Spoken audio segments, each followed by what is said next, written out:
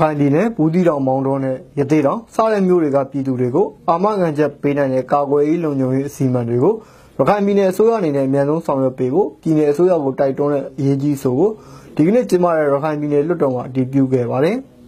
ဘူးတီတောင်မြို့နယ်အမှတ်1မဲဆန္ဒနယ်ကပြည်နယ်လွှတ်တော်ကိုယ်စားလှယ်ဦးထွန်းအောင်သိန်းကလက်ရှိမောင်တော်ခရိုင်မှာဖြစ်ပွားနေတဲ့အခြေအနေတွေနဲ့ပတ်သက်ပြီးပြီးခဲ့တဲ့ဇွန်လ28ရက်နေ့မှာကျင်းပခဲ့တဲ့ဒုတိယအကြိမ်ရခိုင်ပြည်နယ်လွှတ်တော်ပြည်စမပုံမှန်အစည်းအဝေးရှုပ်ရနေမှာအရေးကြီးဆိုကိုတင်သွင်းခဲ့တာဖြစ်ပြီးအဲ့ဒီအဆိုကိုဒီကနေ့ဇူလိုင်လ17ရက်နေ့မှာကျင်းပတဲ့ပြည်နယ်လွှတ်တော်မှာအတည်ပြုခဲ့တာပါ။တရင်လိုကြည့်ရောမှာဖြစ်တော်တဲ့ပြဿနာဆိုရင်နော်ဖြစ်ချင်းကိုရေးစခန်းကိုအကြောင်းကြားတယ်ရောမှာရှိတဲ့ရေးစခန်းကိုအကြောင်းကြားတယ်အကြောင်းကြားတော့ခွင့်ပြုချက်သူတို့ကိုလိုက်လံဖို့အတွက်ခွင့်ပြုချက်ကိုတင်ရတာတနားယူခွင့်လောက်ကြတယ်အဲ့ဒီအတွက်ကြောင့်အချင်း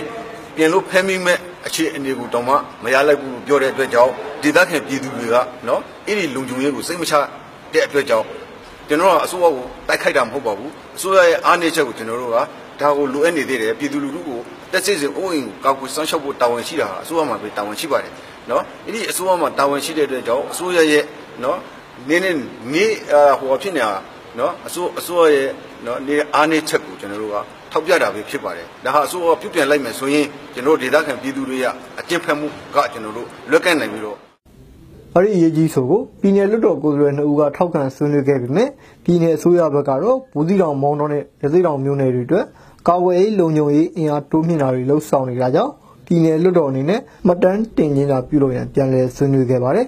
ပြည်သူတွေရဲ့လိုအပ်ချက်တွေကိုကြိုတင်ဆောင်ရွက်ထားကြောင်းကိုပြည်သူတွေသိလာရင်အောင်တို့ဒေသမှာတည်ငြိမ်အေးချမ်းလာမှာဖြစ်ပါတယ်ကျွန်တော်တို့ရခိုင်ပြည်နယ်အစိုးရအဖွဲ့အနေနဲ့အထက်မှာတင်ပြထားသလိုမောင်တို့ခရိုင်နဲ့ပတ်သက်ပြီးတော့လုံခြုံရေးတည်ငြိမ်အေးချမ်းရေးကိုစနစ်တကျအားဖြင့်လုပ်ကိုင်ဆောင်ရွက်နေတဲ့အတွက်ကြောင့်ဒီခုလွှတ်တော်ကိုယ်စားလှယ်ကျော်တော်ကြီးတင်သွင်းသွားတဲ့အရေးကြီးအဆိုကိုလွှတ်တော်ကမှတ်တမ်းဖြစ်တာထားတဲ့ကြောင့်လက်ရှိမောင်တော်ပြည်ထနာမှာနိုင်ငံတကာအကြမ်းဖက်အဖွဲ့တွေပါဝင်ပတ်သက်နေတယ်လို့ဝေဖန်လာကြပြီးမောင်တော်ခရိုင်မေယူတောင်ကြားတွေမှာဘင်္ဂလီတွေရဲ့အကြမ်းဖက်တင်တန်းတွေပေးတဲ့လှုပ်ဝက်စကန်တွေနဲ့ရိတ်ခါလက်နက်စုဆောင်းတာတွေရှိတယ်လို့နိုင်ငံတော်အတိုင်ပင်ခံရုံးကထုတ်ပြန်ထားခဲ့ပြီးပြီးခဲ့တဲ့တနင်္ဂနွေနေ့ကလည်းတပ်မတော်နဲ့ဘင်္ဂလီအကြမ်းဖက်အုပ်စုတွေကြားနှစ်ဖက်ပစ်ခတ်မှုတွေဖြစ်ပွားခဲ့ပါသေးတယ်ခင်ဗျာကျွန်တော်ကတော့ဝေလင်းပါ